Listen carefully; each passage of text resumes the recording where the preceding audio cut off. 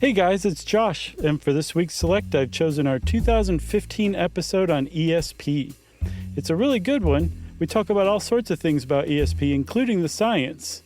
And I know what you're thinking. You're thinking science and ESP? Yes, indeed. And that's one of the things that makes this episode so cool. So I hope you will open your mind, tune in, turn on, drop out, keep on trucking, and enjoy this episode. Welcome to Stuff You Should Know, a production of iHeartRadio.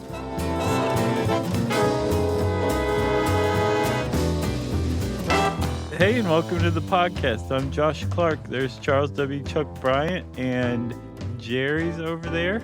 I didn't even have to look. Why? I just knew. Yes, and dudes and dudettes, we are in our new studio. Yeah, can you tell?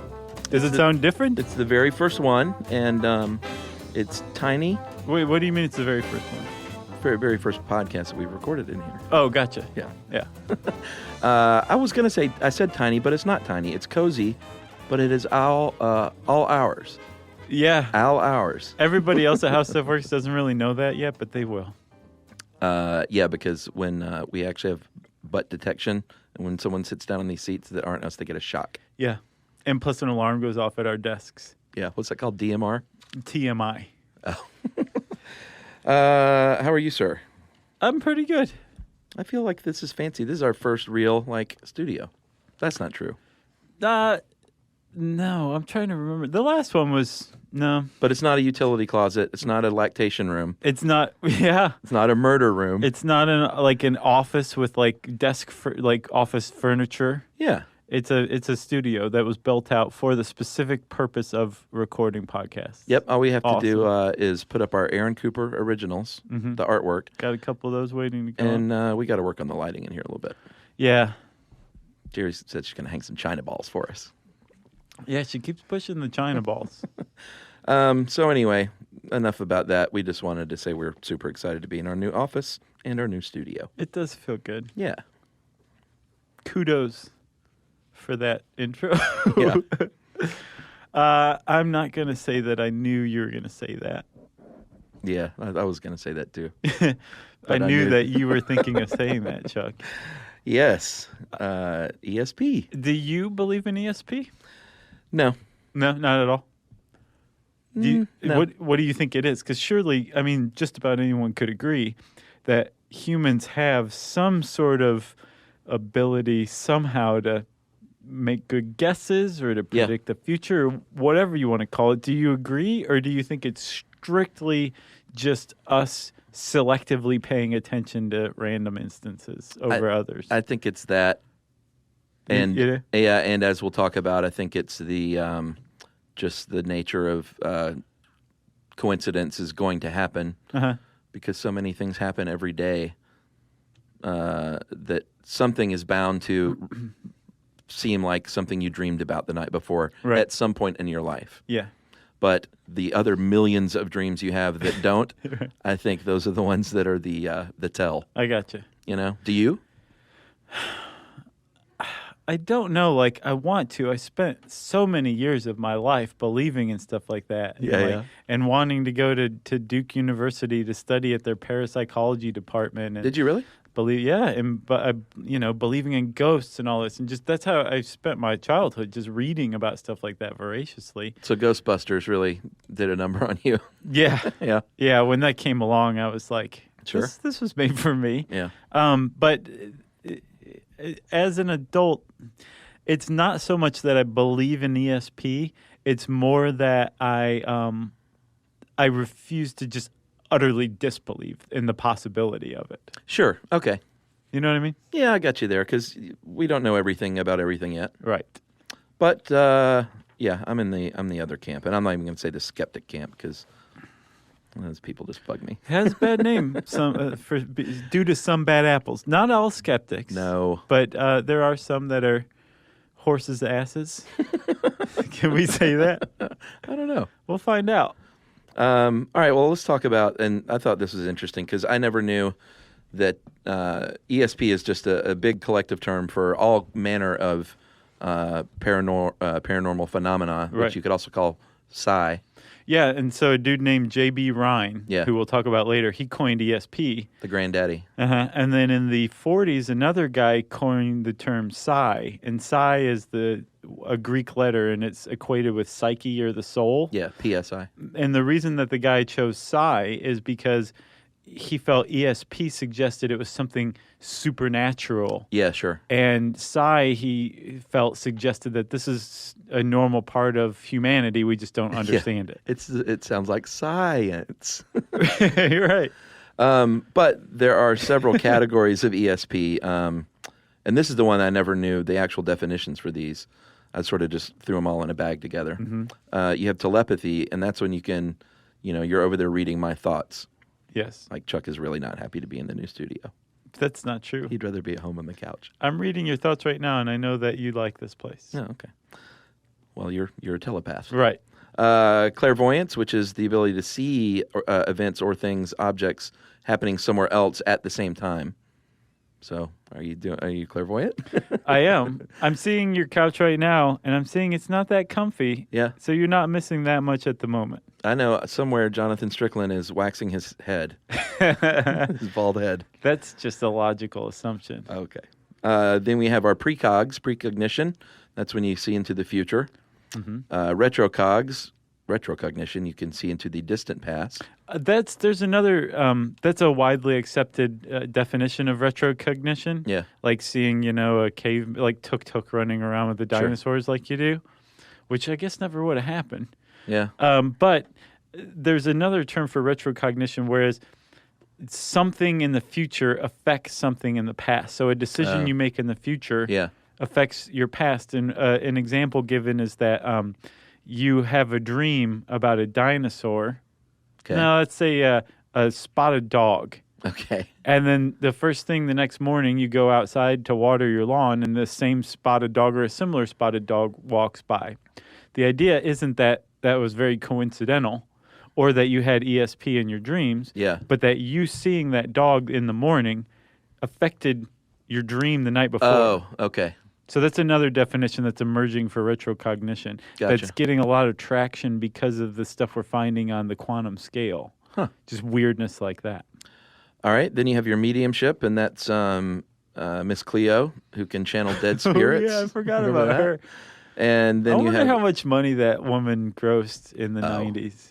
She made a lot of dough. I hope so. Yeah. I mean, she was working hard. She had a finite window of opportunity, and she worked that whole time. She didn't buy a sailboat and sail around the world after her first million, Like she worked. So you're not in the camp of she's taking people's money and taking advantage of people? I see that argument. Sure. For sure. I also see if people want to spend their money on that and they get something out of it, knock yourself out. All right. And then you have psychometry, which is the ability to read info about a person, place by touching the person or object. And that's what I like to call the dead zone. Right. Christopher Walken, he would place his hands on you and he would see something. Man, I think we talked about it recently, about how that movie holds up still. Yeah. That is such a good movie. Yeah, it really is good. Chris Walken. There's another one, Chuck, called telekinesis, which is like Uri Geller stroking a spoon and it bending. Right. Like being able to manipulate matter just using a light touch or your mind. But there is no spoon. Yeah, wasn't that from Matrix? Mm-hmm. Yeah. All right, so basically, like you said, J.B. Rhine is the granddaddy of all this, and he actually started studying. I mean, he was a legitimate scientist. He wasn't some quack. And this was in the 1930s where he started at Duke University studying parapsychology, basically. And he wasn't the first. He was one of the first laboratory experimenters in academia to really study psi, right? Before him, probably about 40 or so years before him, William James and some of his pals at the Society for Psychical Research really laid the groundwork for applying the scientific method to the study of paranormal phenomenon. Yeah. And they did two things. They outed frauds like fraudulent mediums, like Sure. very famously Madame Blavatsky. Oh, yeah. But then they also investigated ones like they approached them typically with like an open mind. Yeah. And if they found somebody that they just couldn't explain, they studied them. So they were studying each one with an open mind, and the ones they figured out were frauds, they outed as frauds. The ones they figured out or couldn't quite explain, Yeah. they sought to investigate scientifically rather than just saying, "Oh, they're a fraud somehow." Right. So that was the groundwork of the study of psi. What was Madame Blavatsky's deal of the Coney Island Blavatskys? She was almost a cult leader. You could argue she was. She created it's called like theodism, I think, which is it was almost a cult. It was a huge movement in the 19th century where like you go to like a seance and there was a medium there and they would channel like the spirits of the dead relatives of people who were there holding hands in the circle and stuff like that. And she gained a lot of power and wealth and prestige until she was outed as a fraud. And I don't remember the it's theosophy. That's what it is, not theoism. Theoism has to do with Theo Huxtable. Did you see The Source Family, by the way, that documentary? No, I haven't. About the LA cult in the 70s? I saw the icon on Netflix. Yeah. I never clicked. Is it good? It's really good. And it's awesome, actually. I recommend everyone see it. It's one of those where like they interview a lot of them today, and they weren't like, they didn't commit suicide. Like everyone was like, it was pretty great. Oh, yeah? Yeah, they're all fine. They're all just a bunch of hippies still. They were out in L.A.? Yeah, right in Hollywood. There was one there was a documentary I saw about a cult in Miami. Uh-huh. And they were like super fundamentalist Christian. Yeah. But they also were the basis of their religion was formed on pot too. Well, that's what the Source Family was. I wonder if they were related. Well, it was the 70s. Yeah. There were a lot of pot cults, I bet. But did they turn into like huge pot dealers? No, I don't think so. This cult did. They had a band though, and the called The Source? I can't remember the name of the band, but it's pretty interesting to listen to. Manhattan Transfer? Yeah, that was it. It's a really good documentary, though. It's just funny to see all these people now. They're like, it was awesome. Yeah. Had a lot of sex and smoked a lot of weed. Yeah, that's kind of what nobody this one got hurt. did too. These guys didn't seem to have a lot of sex, though. They were like real like compartmentalized gender-wise and like male dominance and all that, but they just smoked a ton of pot all the time, including their little kids. Oh, well, that's not good. Like 4-year-olds smoking pot. Oh, that's terrible. Yeah, it was in the documentary. It's worth seeing. I don't remember what it's called. You had me up. You lost me there. I lost everybody there in that documentary. Yeah. All right, so back to this ESP thing. J.B. Ryan? Yeah, J.B. Ryan. Well, basically, there's a lot of different outlooks on what ESP might be. Some people think that everyone's got it, but some people, it just pops up every now and then. Like I might have a dream that comes true or whatever. Other people think that only certain people have it. They have the gift, as they say, right? And that they have to be in this special, mental state to access it. The shinnin'? Yeah, the shinning. And then other folks say that everyone has that potential, but some people are just like in tune with it, and some people aren't. Right. And you fall in the none of those three camp. Yes. So we'll talk a little more about some ideas of what ESP is right after this. Stuff you should know.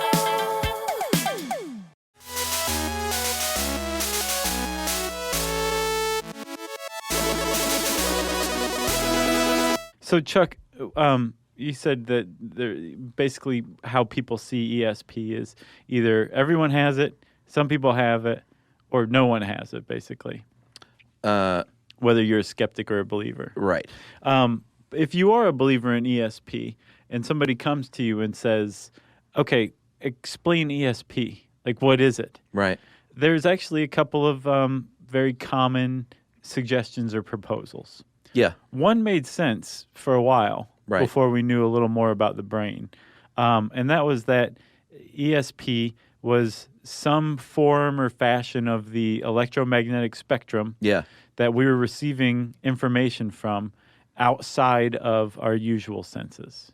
Yeah, and like you said, it fell out of favor because basically it didn't explain anything about how it moves through time, or you didn't pick up on some special part of your brain that like receives this message. Yeah. And there was a did you see that study I sent you that was, I think, from 2010, where they put people in an MRI and then showed them different pictures or whatever. No. And they showed, like, I put you in the Wonder Machine. Okay. And now I'm showing you a picture of the flower. And that's it. Okay. It's lovely, except it sounds like a German rave. Okay. Yeah. A little bit. But that would be the non-ESP stimuli, the control group. Yeah. To test ESP and to see if the brain reacted differently, and then to see if there was a part of the brain that's picking up on ESP. Uh-huh. I would show you the flower, and then in the other room, I would also show Emily that flower and have her think about it. Yeah. And send you the thought of that flower. So you're getting ESP stimuli and then non-ESP stimuli. And from the MRI, they showed that the brain didn't react differently. Gotcha. So it suggests that there isn't a sensory organ or region of the brain that's responsible for picking up ESP, which doesn't debunk the possibility of ESP. Yeah. It just undermines the idea that there's a region of our brain that would be responsible for picking that up. Plus, if Emily's over there, my first guess is going to be dog every time. And it's flower, and then it's not going to Well, it wasn't about guessing. It was just to see, like, showing you the ESP version, right, and then the non-ESP version of the same thing. So you weren't guessing. Do you understand? Yeah, I get it now. I would have guessed dog or wine. There wasn't guessing. I still would have guessed. Emily thinks she has the gift a little bit, so she would have been disappointed. She's got the shin? Yeah, a little, she thinks. Yeah. But I think she's just super observant and intuitive. Well, that's definitely one explanation for it. Yeah, which we'll get to, of course. So these days, there are other theories, one of which is that it's called spillover, that there's basically another dimension that doesn't, have our laws here in our dimension, and that sometimes stuff just sort of spills over from that, and we see the future or the past. Yeah. And if you're a skeptic, you probably just pulled a decent-sized clump of your hair out of the side of your head at that one. Yeah, because this is something you can't prove, obviously. It's like completely... and, of course, they'll say exactly. Yeah. Yeah, and I think I got the impression from this article that they were making that point, like, science is just chasing its tail and trying to explain ESP because it's not currently capable. Yeah. And science goes, it doesn't work like that. Yeah. Yeah. At least with the electromagnetic spectrum explanation, it was pointing to something that we already know exists, right? It's just that there's no way to show that we would be getting how we would be getting information from it, because the electromagnetic explanation, it basically says, if you compare it to other findings from ESP, it makes even less sense. Right. Because with ESP, one of the hallmarks of it is that no matter whether you're out there outside of the studio thinking about wine or a dog or something, and I'm picking up on it, or if you're in China and I'm here and we're doing the same thing, the signal doesn't weaken at all. Yeah, and that just flies in the face of all we know about electromagnetic waves. Exactly. No good. Right. So there's a lot of things wrong with the proposals of what ESP is.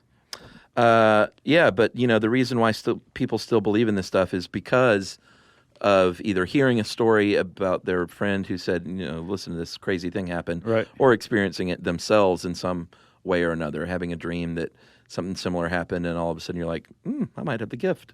Exactly. Or it popped up in me, briefly at least. And there's a lot of evidence of strange and unusual occurrences. Sure. That support the idea of ESP. Yeah. This article gives a really good one about an 1898 book called Futility. Yeah. That was written by a guy named Morgan Robertson, right? Mm-hmm. And in it, the guy details this book or this boat called the Titan. A ship. Yeah, a ship. A boat. A big old boat. Yeah. Which is sailing across the Atlantic and hits an iceberg at night and sinks, and a bunch of people die because there weren't enough lifeboats. Yeah. And this is 1898, and if that sounds familiar, the Titanic did the same exact thing. The Titanic, not the Titan, did the same exact thing 14 years later. Yeah, if there are a bunch of similarities. The Titan struck an iceberg in the book on the starboard side on an April night in the North Atlantic off the coast of Newfoundland, and the real Titanic struck an iceberg on the starboard side in April in the North Atlantic off the coast of Newfoundland. On a starless night? I don't know about that. Okay. They were both said to be unsinkable. More than half of the passengers of the Titanic perished, and more than half of the passengers and crew on the Titan perished. So there's all these things in there, but you do a little more digging and you find out that Robertson was he was a seaman, and he knew a bunch of this stuff, and it's not unreasonable to think at the time they wanted to build the biggest ships, and the word Titan would be a great name back then for a super big ship. Right. And that sailing route was a common one. And there were icebergs, and April might have been a common month for that kind of voyage. So all of it can be explained away, kind of. But it is definitely something you look at and go, ooh, interesting. It is interesting, and it's an amazing coincidence, and it focuses the attention and captures the imagination. But then, once you hear about Robertson's background, it becomes slightly less impressive. So then kind of over the years, that little kernel got erased, and added to it was that this idea for this book came to him in a trance, which bolsters the ESP thing. Yeah, is that true, or is that just been added? I'm sure it was added over the years. Okay. Which is a big problem with this kind of anecdotal evidence is that, it gets embellished and there's urban flourishes legendized. added. Yeah, exactly. Yeah. And it's not enough that this is a really interesting, unique circumstance or coincidence or whatever. So there has to be this extra layer of proof, like it came to him in a trance. Come on. Yeah. So back to Rhine, he did some, like I said, in the 1930s, he started studying this stuff with one of my favorite inventions by his colleague Carl Zenner. Of course, if you've seen Ghostbusters, he was using a version of Zenner cards. Right. The shapes weren't all exact. I think there was one that was different in Ghostbusters, but the original Zenner cards were it was a deck of 25 plain white cards with each of them had one of 5 symbols: a circle, a plus sign, a square, a star, 5-pointed star, and the 3 wavy lines. Mm-hmm. Like water, a river. Is that what that is? Maybe. Okay. And the idea is that just like in Ghostbusters, you hold it up and ask the, not showing them the card, obviously, not the symbol, and say, what do you see? And they say what they see, and then you record after the deck how many they got right. Right, but the person holding the card is supposed to be thinking about what they're seeing. Sure. So that the other person, the target, the receiver, can pick it up telepathically. Yeah, and they have these online. I took the test yesterday. Uh-huh. And I went through the 25 deck, and I only got 6 out of 25. And at the end, it just said, "You are not a psychic." Oh, really? Yeah, I thought it was kind of funny. Statistically speaking, for just one trial, that is more than chance. You did better than chance, so maybe you do have a touch. 6 of what would chance be? I guess chance would be if there's 5 different ones. It'd be 20%. And so this was 6 of 24 would be.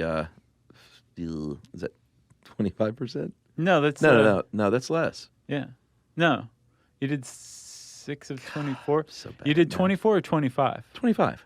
So 5 of 25 would be chance. Okay, so I got one more. Yeah. Well, and I think like 3 of the first 8 or so or 6 I got, and I was like, oh, I've got the gift. Right. But I didn't know, like, it's randomly generated, and so it's not like someone was on the other side thinking of that card. So I was like, what do I do? I was like, I'm just guessing. So that brings up some interesting stuff. Like there's evidence that when a machine is involved, that there is no telepathy. There would only be clairvoyance, right? Yeah. So, I mean, if telepathy is you picking up what's in someone else's mind and a computer is mindless, then you shouldn't be able what you were saying. Like you should not be able to know what Zener card it's going to pick next, right? But there have been investigations using computers and using machines that show above chance that there is some sort of weird interaction. Like random number generators? Yes. Yeah. So Princeton University has a department called the Princeton Engineering Anomalies Research Department, PEAR, right? Of course. And PEAR has been doing studies for a couple of decades. They've done millions of trials. Yeah. And basically they'll say this is a random number generator or this machine operates randomly or whatever. We want you to think of a number and we want to see if you can influence the numbers that this computer spits out. Oh, so you're thinking of the number, then you're okay. That makes sense. Like the human is trying to affect the computer, the output, the behavior of the computer. Of course, if you're sitting across the room or in another room thinking about a number that a random generator should put out, it should have zero effect whatsoever. No, it's a computer. The weird thing is what Princeton has found is that, yes, over enough trials, there is a slight, very slight, but measurable effect that human thought has on a random number generator. Come on, it's on Princeton's website, and this is stuff that is apparently accepted in the scientific community. That the trials that they are running are so widespread and so repeatable and have been done so many times that the data that they're coming up with is it's significant. Well, Ryan, with his Zener experiments in the 30s, did find that some people got what they thought were pretty impressive results. Like, a few, I can't remember their names, but Hubert Pierce. Was he one of them? He was the one. Well, what was his percentage? He had one where he got, remember how you got 3 in a row and you were like, oh my God. Yeah. He got 25 in a row once. What? 25. Come on. No, I'm not kidding. He was also documented as selecting 558 correct out of 1,850, which is the odds of that happening by chance were 22 billion to 1.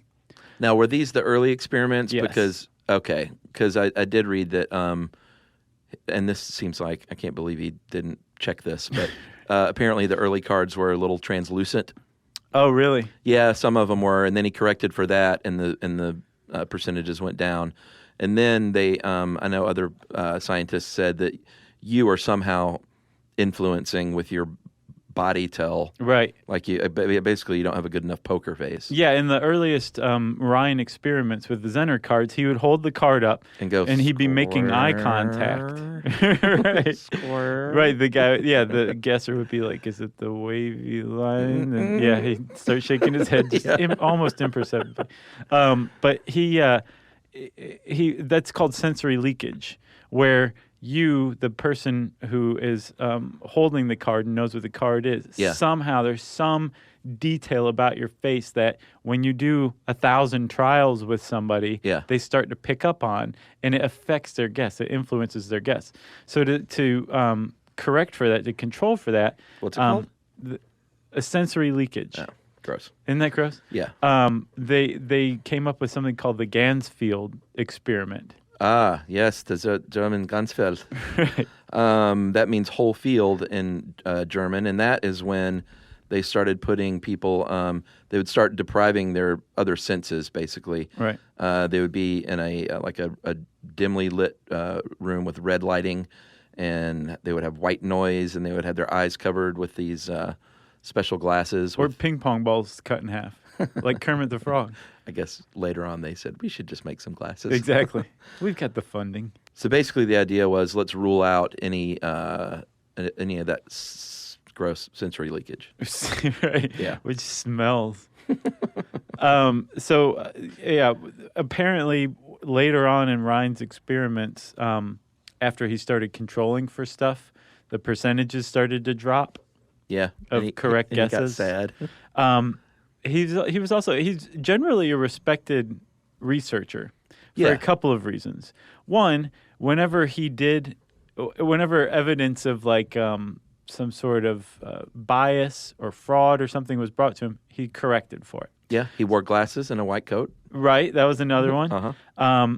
But he was daring enough to stake his entire career on a field of study that will get anybody mocked. Yeah, sure. Publicly, privately, can really shut down a lot of opportunities for you. This guy and his wife, Louisa Rhine, both dedicated their careers to establishing the field of parapsychology and really studying it, rather than just walking away from it. Yeah, I don't think he was like, I really want to prove this is true, was he?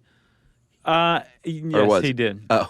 that was a huge criticism of him. Gotcha. He wanted to believe in it. He was a definite believer. Oh, okay. He was quoted by, I don't know what the guy's deal was, but one day he was visited by one person, and the interviewer who went on to write a paper, I think, in Scientific American to expose him. Yeah. He said he kept a file of the results of tests where people he suspected were purposefully getting things wrong because they didn't like him to mess with his data. Yeah. He just took those and never published them. He didn't include them in the results, which would definitely affect the number of correct hits, right? Yeah. That was a huge criticism. That's not good science at all. No. But he was definitely a believer, which was another criticism of him. But he was daring, and he did.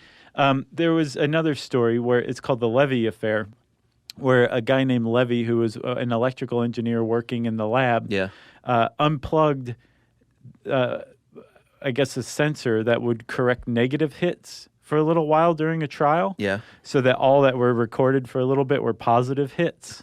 And then he plugged it back in. Well, this one guy saw what the guy was doing and went to Ryan, and Ryan went to the guy, Levy, and said, "Did you do this?" And Levy said, "Yes." He's like, "You're fired."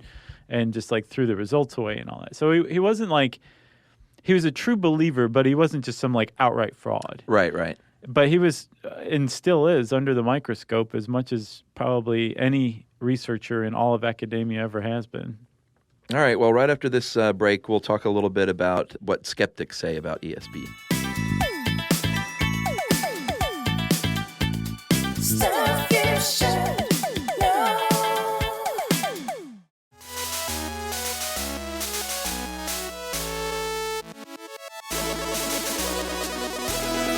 All right, Josh, one thing you'll hear skeptics say a lot is extraordinary claims require extraordinary evidence. Yeah. And I have to agree with them. Yeah. And it is an extraordinary claim here. And so far, there hasn't been extraordinary evidence. And one of the things I pointed to earlier that I think is what's going on, if you look at statistics, you look at 6 billion people on planet Earth and them thinking a gazillion things each day, and that is scientific, by the way. Gazillion. At some point, somebody is going to think something that it mirrors something that happens in the near future, and it's just chance and coincidence. I have a great example of that, man. Okay. It happened this very morning. What? Yeah, it did. I was at the printer. And, we just moved offices. And I was at the printer, and I had like an extra piece of paper that I didn't need, and I realized like we have no paper recycling here. So on my way back, not yet. That is, to everyone out there is like, what kind of office would not have recycling? Right. We just said we have a 55-gallon drum that we throw stuff into. That's it catches on fire. Yeah, and then we send it out to sea. We have a burning drum. That's what it's called. No, we're getting those soon. Right, and we are getting them soon. I know this because on my way back to my desk, I popped into Izzy, the IT guy who's also the head of all recycling and stuff here. Sure. I was like, Izzy, we need a paper recycling bins by the printer. And he goes, I'm writing an email right now to everybody about that very thing. You almost did your Izzy impression. Yeah, it was close. So, like, I thought about it. That's pretty amazing. Yeah. But it was about 9 a.m, and this is a company-wide email, so it would be something that Izzy would probably knock out about that time. Yeah. The reason I was thinking of is because I was just at the printer. Yeah. We just moved into this office, and we didn't have bins yet, so it was still a potential thing for somebody to be thinking about or doing or writing an email about. Yeah. And so there's all these different really overlooked variables or factors to this whole thing that you don't think of. Instead, it just seems like an amazing coincidence or ESP. Right. To me, the really significant thing was that I happened to be researching ESP while this happened. Right. That's what really kind of stood out to me. Yeah. But if you really kind of look at it like there's a finite amount of things that people could think about in any given day in any given context, in an office or something like that. Yeah. Like, had I been a goat at a petting zoo and I went over and talked to the cow, and the cow was writing the email about recycling bins, maybe. But we're in an office. I'm talking to the guy about recycling bins. Sure. There's just a lot of stuff that you kind of, once you take that into account, it becomes less amazing. Like the guy writing the Titanic book. Yeah, you know what used to happen to me now that I think of it is I used to, and it's weird, it was only with phone landlines. It hadn't happened with the cell phone, but I used to like know the phone was going to ring right before it rang. Oh, yeah. Like almost go to reach for it. And it's not like it happened all the time, but it happened enough times where I was like, huh, that's weird. Sure, I know what you're talking about. But that was all it was to me. I was not like, I have the gift. But think about it in that respect, too. 15, 20 people. So was it you knew who was calling or just that the phone was about to ring? No, just that it was about to ring. Oh, yeah, that is weird. You definitely do have ESP. Yeah. Or maybe, I don't know, maybe the phone made a little tick noise right before it rang that I didn't pick up on. Yeah. But only subconsciously, you know. Well, that's another explanation for it. Tick noise. Right. That there is subliminal stuff in the environment that is just too weak in nature for us to pick up on consciously, but our unconscious does or our subconscious does, which frankly opens up a whole other can of worms, you know, as far as, you know, how real is that kind of thing. But probably a little closer to reality is the idea that our attention isn't focused on everything that we're picking up at all times. Like I see your beard and I see your shirt and everything, but I'm still also picking up like sensory information from like Jerry's computer that I can see in my peripheral vision or whatever. My attention isn't focused on it, but my brain is still receiving information. So the idea that our brains can put it together, all this information that we're not aware consciously that we're receiving, but we're still getting impressions from it, that could be a great explanation for ESP as well. Yeah, and you know what? Now that I think about it, the fact that it's never happened with my cell phone sort of makes sense because maybe it was a mechanical function, a landline ringing. Yeah, like you said, a click or a tick, but I think you meant like a click. And it wasn't even the newer model. This was back in the day when it was Princess like phone. A ringing like bell. Sure. So maybe that does explain it. Yeah. I've got another good example that I came across in researching this. Let's say that you and I are hanging out. Yeah. And you're humming, Baby, I'm a firework, right? Just over and over again. I don't know that song. But I'm reading, yes, you do. No, I don't. Yeah, you do. Who is it? Katy Perry. I don't know Katy Perry. Anyway.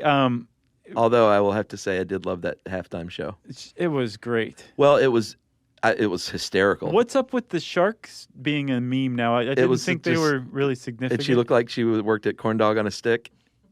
I don't know what that is. I thought all corn dogs were on sticks. No, it's that place Hot Dog on a Stick, maybe it was called. That place in the mall where they wore those big giant pinwheel colored hats. Gotcha. No, I don't know anything about Katy Perry, but it was the funniest, like the crazy just kept coming and coming and coming. Sure. And I was like, this is the best thing I've ever seen. So anyway, in this universe, you're well aware of Katy Perry and her song Firework, and you're humming it to yourself. But I'm sitting there reading The New Yorker, and I'm engrossed in it.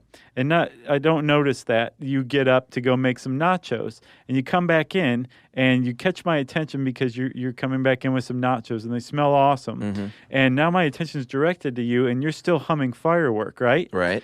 And I'm like, I was just thinking about that song Firework. I had that in my head. How crazy. We must be connected. Yeah. I didn't realize that you had been humming it earlier. Sure. And beneath my awareness, I picked it up.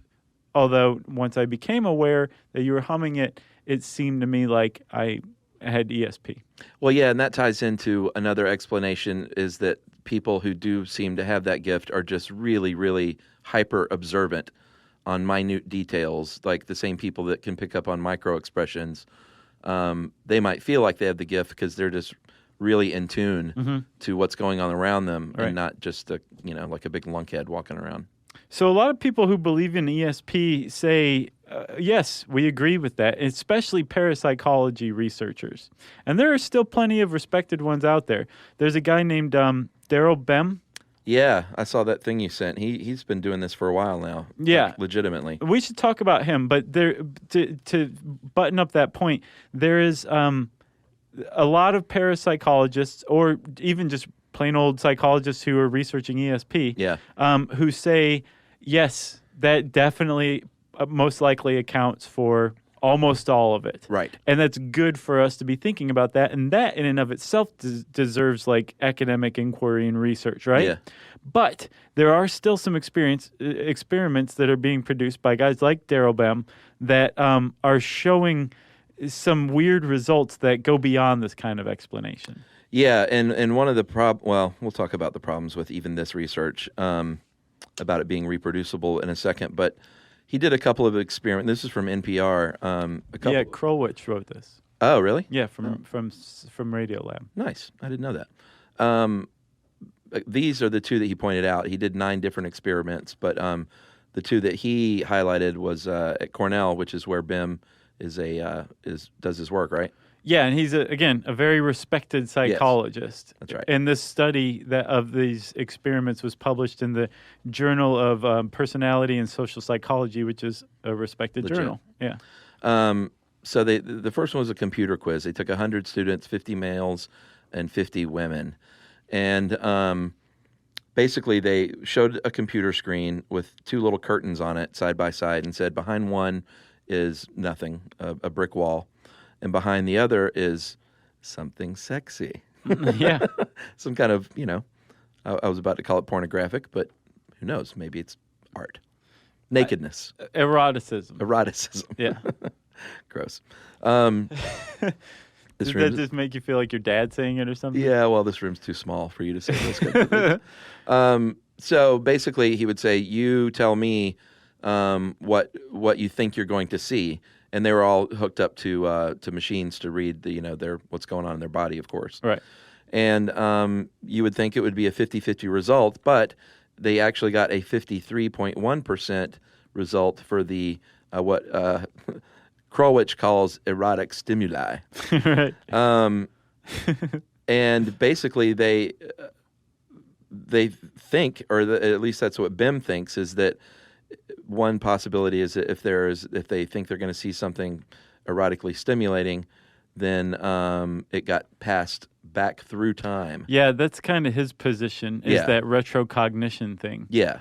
That their future selves who saw the erotic image was stimulated enough that stimulation traveled backwards 3 seconds and influenced their choice. Because they would be slightly stimulated physiologically, right, before they guessed. And he said before the computer even chose which one to show. Right. They were making their choices often correct before the computer chose to show an erotic or non-erotic image. And 53%, it doesn't sound like much, but Krolwich points out a couple of things. One, that when there was a control group that was shown just non-erotic pictures, they did 49.8% correct, which is chance, and 50-50. And they were all not happy. Right. They were like, I don't want to be the control. They're like, can we get a little steamier in here? But he also pointed out that 53%, 53.1 to be specific, doesn't sound like much, but apparently that's a 0.2% chance, where on a scale of between 0 and 1, where 0 is it's not going to happen, and 1 is that it's definitely going to happen. Yeah. And apparently, as far as correlation goes, or links between two things, something affecting another, a 0.2 is about the same as the link between aspirin and heart attack prevention, the link between calcium intake and bone mass, the link between secondhand smoke and lung cancer. So things that are touted is like, pay attention to this. Yes. Yeah, exactly. So stuff that we accept is like, if you're around secondhand smoke, you can get cancer from that. Interesting. But this is probably has poo-pooed. the same, exactly. Yeah. It is. And later on, a meta-analysis of Bem's experiments, some other experiments that were carried out afterward, and then some other experiments all grouped together, a meta-analysis showed that they weren't, it wasn't statistically significant if you took all of the existing body of literature of these experiments. Right. But it was a New Scientist article, and it was pretty cool. In the comment section, somebody said, yeah, it's not reproducible, but a lot of science isn't reproducible. And it reminded me of our scientific method episode, where like apparently a lot of trials that like pharmaceuticals are based on aren't reproducible. Wasn't it like 50% of them or something like that? Which doesn't surprise me, of course. Yeah. All right, and then there was this other experiment that I need you to explain to me because I didn't understand it. Okay, you ready? Like I got the first part, but it didn't make sense to me. Because it's a little mind-blowing. Yeah. So you know how like if you are studying something Sure. and you write it down, Yes. it gets in your brain a little more? Yeah. So that when you're tested on it later, you will recall it more easily. Yeah, that's a common study method. Write something down. Okay, Yes. so Bem carried out a very simple experiment that did the opposite of that. First, he showed some people a bunch of words, 48 random words, I think nouns like tree or something like that. Yeah, and he told them to visualize it, though, right? Right, so they saw all 48 words and thought about them. Not visualize the letters, but visualize the thing. Right. Like see the tree in your head. Right. Just to kind of try to memorize all 48 words. Yeah. Then the computer randomly selected 24 of those words. Okay. And then after they'd done that, Bem gave them a test of recall to see how many they recalled, right? Yes. So the people had to type out the words they recalled. Yeah. Then after that, the computer randomly selected 24 of the 48 words for the people to type after they'd already taken the test of recall. Yeah. And those 24 words are the ones that people more consistently got right on the earlier test. Oh, okay. So it's another example of that retrocognition, that these people getting the words in their heads after the test somehow went backward and influenced their recall and memory for the test that they took before they learned them. That makes more sense. A little. Yeah, it is a little. But see, time travel melts my brain too. Right. So this guy published this stuff in like 2010. Yeah. And like it made a huge splash, huge criticism. The academic journal was criticized, and Bem was, pilloried and all that. But he still, put out these very reproducible, understandable, simple exercises that still showed, statistically speaking, there were some significant results that went beyond chance. So when it comes to debunking ESP, one thing that you're not going to, you said fraud, you're not going to see a lot of people call researchers outright frauds because that's just sort of a dangerous thing to say. Sure. It's not nice. Right. But there are people out there who I guess are criticized for, basically trying to call out, and this is something completely different, but these on-stage psychic shows. Like crossing over with John Edwards. Yeah, like it's easy to pick those people out and say, you're a big fraud and this is not true, of course, and all you're doing is cold reading. Cold reading we talked about in the animal pet psychics episode. Right. That's basically when you get up on stage and you say, sir, I'm sensing someone, you're having some trouble with another man in your life with a name of J or is it H or O? Maybe P. Or maybe it's P. Yes, P, my boss. Peter. Yes, exactly. And that's all a cold reading is throwing out these really broad things that anyone can latch onto. Right. So it's really easy to call those people out. And there's a guy, sort of a guy famous for doing that. His name is James Randi. And he's famous for his offer of $1 million to anyone that can prove their psychic ability, which, of course, no one stepped up to do that. But then he gets poo-pooed a little bit, like you're just making a mockery of trying to legitimately disprove something. And mockery is absolutely the right word. Yeah. And to me, the presence of mockery indicates the absence of objectivity. Yeah. Right? So, like, what you're dealing with then with a guy like that is a set of beliefs, a belief system running up against another belief system. Right. Just like a couple of religions or something like that. It's not objectivity against fraud or anything like that. It's belief against belief or something. Yeah. And yeah, the idea of lumping together John Edwards with Daryl Bem. Yeah. is just, that's, fraudulent in and of itself. Yeah, that's just, they call that theatrics, just like the onstage theatrics of a stage psychic. Yeah. So, and I believe, I totally agree. Yeah. I do too. I think there's a definite room for a healthy scientific inquiry into just about anything, whether skeptics believe in it or not. Sure. If you can get some funding for it, who cares? Nice. That's my motto. You got anything else on ESP? Let me think. No. I've got one more thing. I came across a 1990, I think, 5 Nightline with Ted Koppel. Yeah. Where the news broke that the CIA had been studying ESP and trying to do remote viewing, what Ronson was talking about in The Men Who Stare at Goats. Oh, yeah, John Ronson. When it finally became declassified in 1995, Ted Koppel did like a 20-minute Nightline segment on it. Totally worth watching. It's some pretty softball questions, but Robert Gates, who would later become the head of defense, he's on there just basically trying as politely as possible to show that he does not believe in any of this, even though he was the former CIA director. And it's just neat. Plus, you get to watch Koppel again. Right. He was a great newsman. Yeah, I miss those dudes. I was just thinking yesterday about Brokaw. Yeah, rather. I was always a Brokaw man. Did you? I liked Peter Jennings. He was great. Yeah.